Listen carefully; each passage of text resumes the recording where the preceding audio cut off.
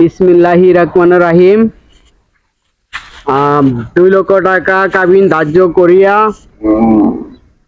মুসা আসমা বেগম এর সাথে ঋণ ধার্য করা হইল।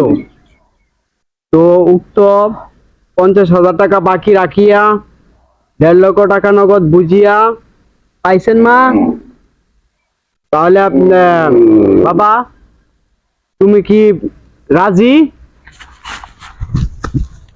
শালা গো শালা মা শালা বলে কি বলছি নু আমি রাজি না তো কি